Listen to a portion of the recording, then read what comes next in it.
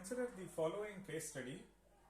Finite automaton accepting strings containing 0, 1. So, strings of this type is what we are interested in. 0, 1, 0, 0, 1, 1, 0, 0, 0, 1, 1, 0, 1, 0, 0, 1, 1, 1, 0, 1, something like this. So the language L, it consists of strings of this type: 0, 1, 0, 0, 1, 1, 0, 1, 1, 1, 0, 1, 0, 0, 0, 1, 1, 1, 0, something like this. Okay, so language consists of all valid strings. So now we are interested in designing a finite automaton accepting this language. So as always, one can look for transition diagram, or one can look for transition function or regular expression or regular grammar. There are 4 different ways of answering this question, and all are equivalent. And you come up with transition diagram, with that one can come up with other 3. Okay. If you look at the valid strings, so somewhere in the string you see 0, 1, it's only containing. Somewhere you see 0, 1, and before that and after that. So this could be anything on zeros and ones and anything on zeros and ones. So any string on zeros and ones, any string on zeros and ones. So how do we write this? Any string over 0, 1 is 0 plus 1 star. Similarly 0, 1 plus. So the regular expression corresponding to this language is precisely this: 0, 1, 0 plus 1 star, 0, 1 followed by 0 plus 1 star. So from this you can take, say, 0 followed by 0, 1, maybe 1 from this, or from this you take 0, 0, 0, 0, 0, 1, 1, 1, 0, then followed by 0, 1, then from this 1, 1, 1, 0. Or you don't take anything from this, you start from 0, 1, then you take some string over this. Fine. Now one can realize this using a finite automaton. Let's look at a finite automaton corresponding to this. So what does this say? You can read any number of zeros and ones, so 0, 1, followed by you read a 0, then you read a 1, after that you read any number of zeros and ones.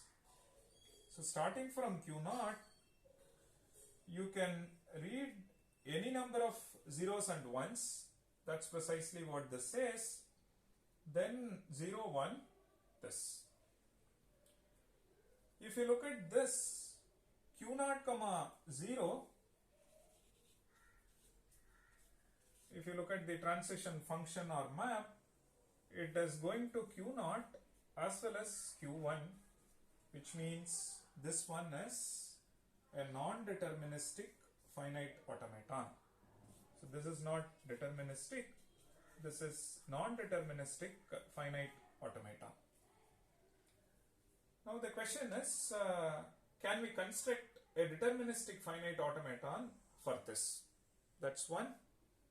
And another question is, given a non-deterministic finite automaton like this, is there an algorithm or a procedure which will help us to convert NFA to DFA? Okay. And we shall look at both. First, let us try getting a DFA for this. Then we will get some insights. With that, we will develop an algorithm or a procedure. and which will take an NFA as an input and outputs the corresponding DFE.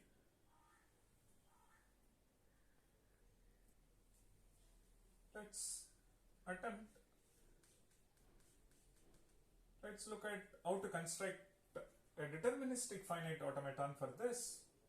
As mentioned before, the simplest string is 0, 1, so which means we should have at least 3 states. And with this, let's try filling other entries.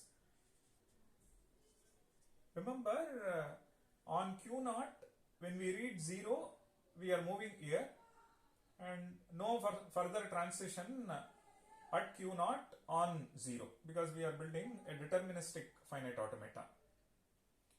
But it is a string containing 0, 1, which means a string may start with 1, 1, 1, maybe 0, 1, then something. Which means you can read any number of ones at Q0 without losing this property. Now, the moment I read 0, I go over here, I go to Q1. Now, Q1, 1 is defined, but one may read zeros and stay here. You still have the property that it is containing 0, 1. You read any number of zeros followed by 1, you still have the property that the string has 0, 1 in it. Fine, so now you have reached this. Now when you are here, you can read any number of zeros and ones. You still respect this property that the moment you reach here, you have already seen 0, 1. And the point is, when I am here, I may read couple of ones before I read a 0. That's taken care here. So after reading a 0, you may wish to read some more zeros. That's taken care here. And you want to read a 1, you take this. You want to read some more ones, you take this. You want to read some combination of zeros and ones, you take this. This clearly ensures at this stage Q0, 1 is Q0. Delta of Q0, 1 is Q0. Delta of Q0, 0 is Q1.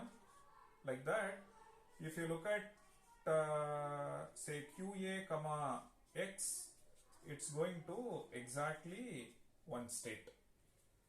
Q1, 0 is Q1, Q1, 1 is Q2, Q2, 0 is Q2, Q2, 1 is Q2.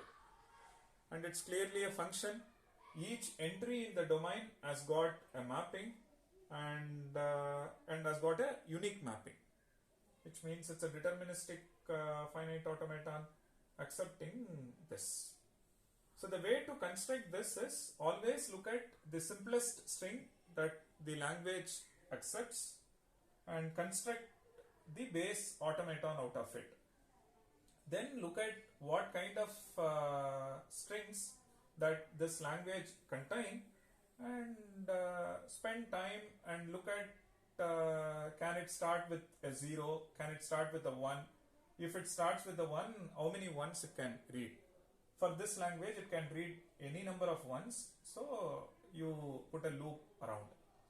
In case there is a restriction that it can only read even number of ones or odd number of ones, then I should not get into the loop. The moment you say a loop here, which means any number of ones, there is no restriction on the number of ones. If supposing there is a restriction on the number of ones or number of ones has to satisfy some property like even number of ones or number of ones is say multiple of 3 and things like that, then one has to be careful in drawing that sub diagram. And when you read this 0, and you can read any number of zeros, you still ensure that it will contain 0, 1 in it, which is why there is a loop over here. Now you are here, which means you have already seen 0, 1, and you can go through the rest of the string and rest of the string over 0, 1 using Q2 itself. So that's precisely the picture. Now the interesting question is, given an NFA like this, can we come up with an equivalent DFA? Is there a procedure which will give you this? That's something we shall look at it. And so, for this example, we have seen regular expression and an NFA, a DFA, of course, transition diagram and transition function. One can also get a regular grammar out of this.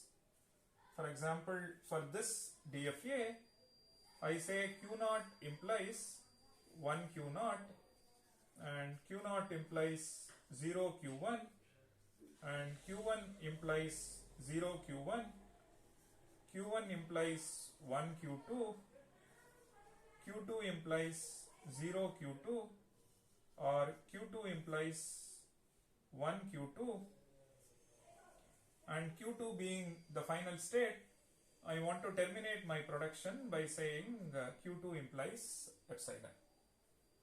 So now you take a string like this, say 1101. This is how one has to parse.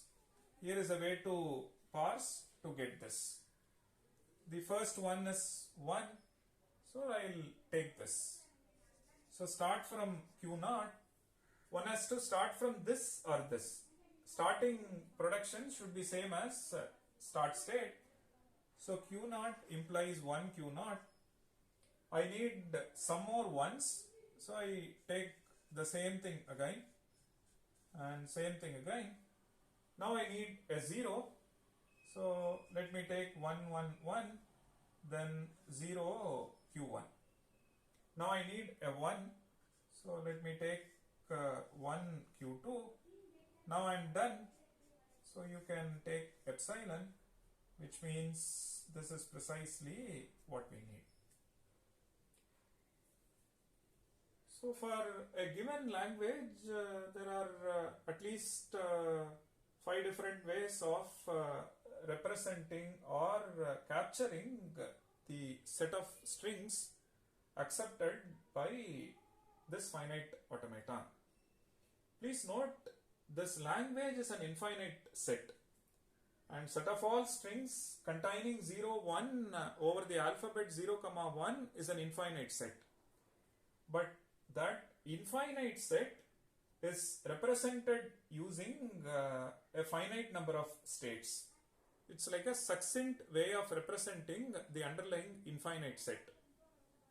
And here is a machine or a finite automaton with finite number of states. We are expressing the infinite set, the set of strings accepted by the automaton. Similarly, with finite number of productions and with a finite expression such as regular expression, we are able to express the underlying language. So the idea is this: you have defined an automaton. This automaton is such that it accepts all valid strings of this type and no invalid strings, meaning strings that are not containing 0, 1, it will not be accepted by the machine. For example, you take some invalid inputs. So let's look at something like this. Now, when you read these ones, you stay in Q naught. Then when you read this 0, you go to Q1, and for the other 2 zeros, you stay in Q1, which means you have exhausted the input. When you have exhausted the input, you are in the state Q1, which is a non-final state. After you exhaust the input, if you are in a non-final state, that string is an invalid string. So this is not accepted by the finite automaton. Suppose the input is all ones. Then what happens at the end of, you start from Q naught, at the end of this you stay in Q naught, which means you stay in a non-final state, so you reject and do not accept the string, it becomes an invalid string. After parsing the string And when you exhaust this, if you come to Q2, you accept the string, it's a valid string. If you stay in Q0 or Q1, you reject the string, which is an invalid string. So the automaton is so nice that if it stops at Q2, it precisely captures strings containing 0, 1, and if the automaton stops at Q0 or Q1, it kind of parse a string which is not containing 0, 1. Okay. Now there are related questions. Given a finite automaton, what about its complement? So can we construct a finite automaton accepting strings not containing 0, 1 with the help of this automaton, the one that accepts strings containing 0, 1? Or you have finite automaton satisfying property 1 and another finite automaton satisfying property 2. And can we think of something like intersection? Finite automaton satisfying property 1 and property 2, or union, property 1 or property 2, and things like that we shall discuss. And then we will give a generalized picture and what kind of problems that finite automaton can solve, can compute, what problems it cannot compute, so that we understand the power of this mission. Then we will go to the next computing mission and understand its power, its limitations, refine it, and so on. So this way, and as part of your research, you are asked to come up with a computing model, then you get to understand the limitation of the model, its computing power, what it can compute, what it cannot compute, and things like that. And its expressive power, and all that one can analyze, and this will, the study on finite automata will certainly help you in answering many questions that you come across in your research.